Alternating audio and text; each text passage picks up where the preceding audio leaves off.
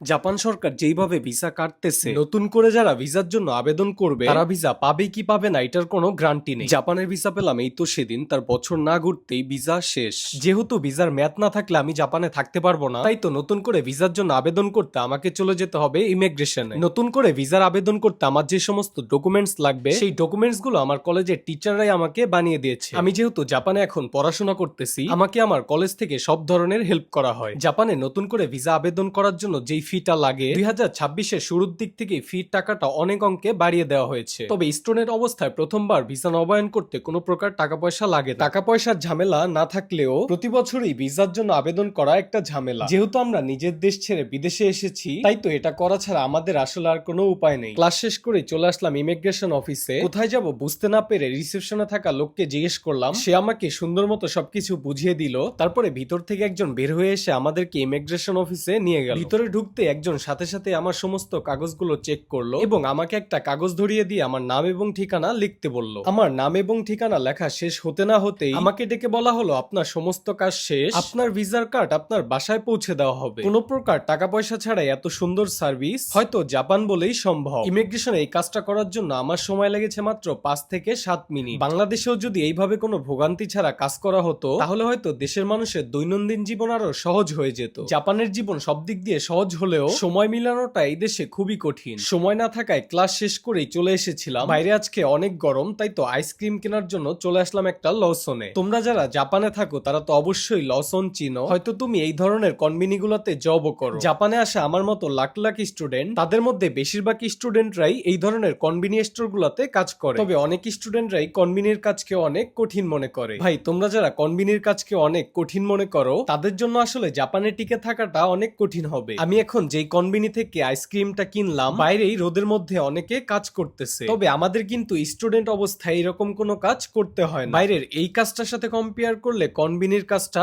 অনেক সহজ। আর সব থেকে বড় কথা হলো জাপান একটা নিয়মের মধ্যে দিয়ে চলে, তাই তো আমিও যতটুকু পারি নিয়ম মানার চেষ্টা করি। আমার হাতে এখন যে আইসক্রিমের প্যাকেটটা দেখতেছো, এখন আমি এটাকে স্টোরের ময়লার বাক্সতে ফেলে দিব। এইভাবে জাপানের সমস্ত রুলস গুলো যদি আমরা ফলো করি তাহলে হয়তো কখনোই কারো ভিসা চলে যাবে না।